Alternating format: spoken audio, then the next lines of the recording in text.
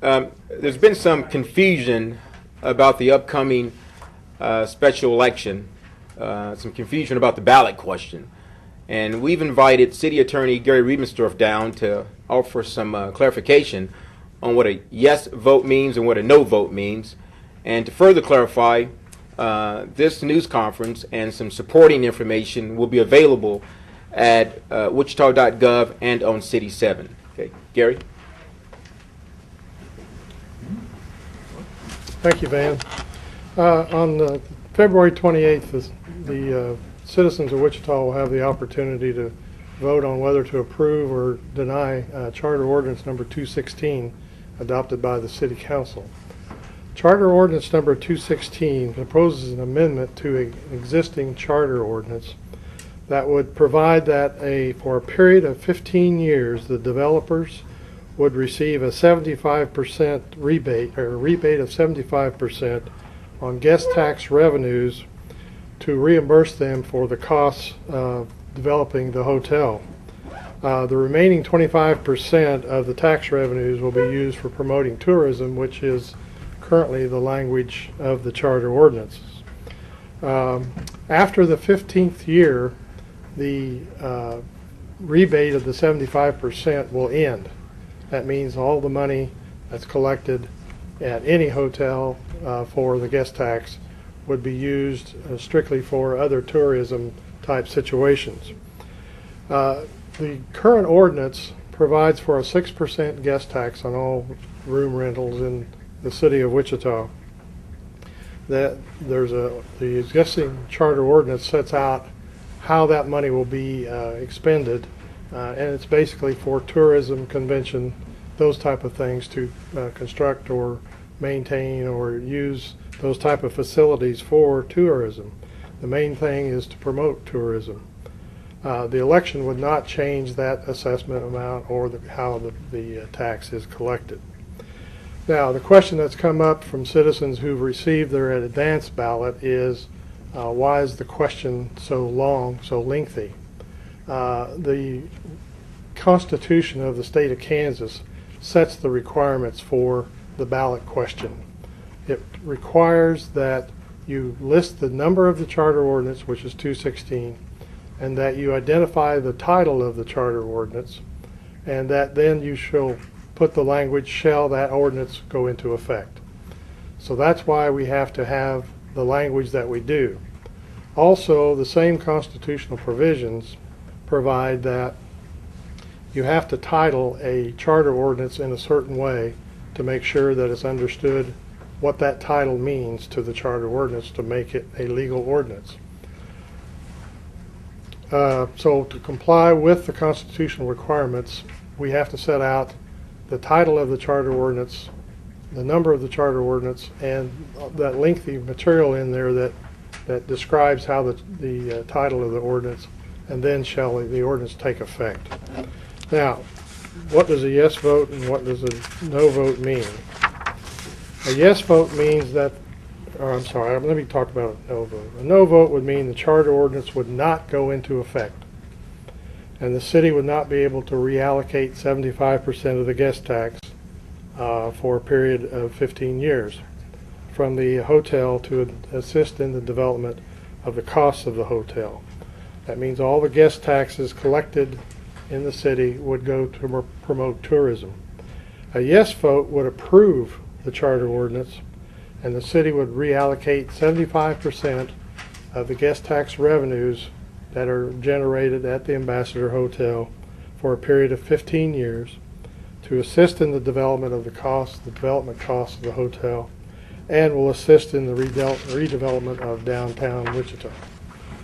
If you have any questions, I'd be glad to answer them. Can you repeat all that in English? Basically, I'm just teasing you. oh, okay. Well, So Gary, on the ordinance itself, like I was talking before, the key is you just basically copy and paste that ordinance title. But you have to have it that has to be that way as well, right? yes. The title of the ordinance.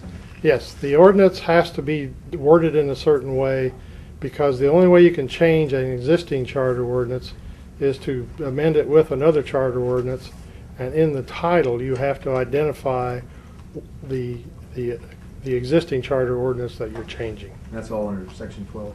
That's under the Constitution, Article 12, Section 5. It's the Home Rule Amendment that was approved by voters of Kansas in 1961. Are you allowed to, after that, put it in English what it means? No, we're not, because the constitutional amendment is real short and sweet and real direct. It says the question shall be, and then it says you shall list the name of the charter ordinance and the title of the charter You ordinance. can't add to that? No. So Gary, do you think this is going to affect the outcome of the election in that, because people are confused after the results come out, they'll be like, wait a minute, I didn't vote Well, on that. I think that we're trying to help with this promotion to have you get out the information to them, because one of the roles of the city in this process is to educate the public. So that's why we're doing this at this point in time, because the advanced ballots are starting to go out. So I think if people now are, since the election's the 28th, and people are getting the advanced ballots, they can check, and you guys will be providing information to them. And then we'll have this on our website, and I'll be happy to talk to anyone that calls. We've been getting calls. So I think if we do our job of educating people, they will be able to understand what a yes vote and a no vote means. You said you've been getting calls. I mean, is that just people looking for clarification? We've been getting calls from citizens who are getting their advanced ballot. They say, what does this mean? What is all these other charter ordinances that are identified in the title?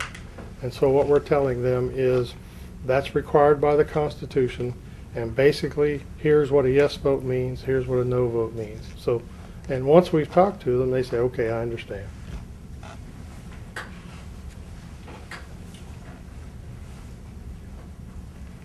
Any other questions? It was a On your website, so it's available?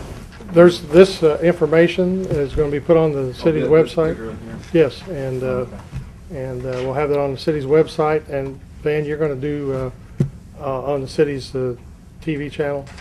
Yeah, it'll Do be you on. know what the motivation was for that state amendment as far as handcuffing municipalities and how they go about putting these types of initiatives on the ballot? Like what the motivation was? Oh, I don't think it was to handcuff municipalities. I think the thought was that if the voters, if the citizens can get up enough people to sign a petition, then there should be an election. Voters should be told what they're going to be voting on. They set out they thought, a very simple requirement. If you had just one charter ordinance being set up for adoption, you wouldn't have all that other language in there. But since you have to put the title in there with all the changes to the previous charter ordinances, that's where it gets long.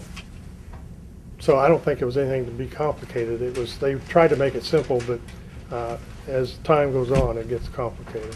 It doesn't happen to have had a lot of amendments. Yes, this charter ordinance, the initial charter ordinance has been in effect for several years. The city's had this guest tax since probably '66, somewhere around in there. So over the years, the city council has changed the charter ordinance, and each time you do that, you have to identify the old charter ordinance that you're changing. So how many amendments does this have then?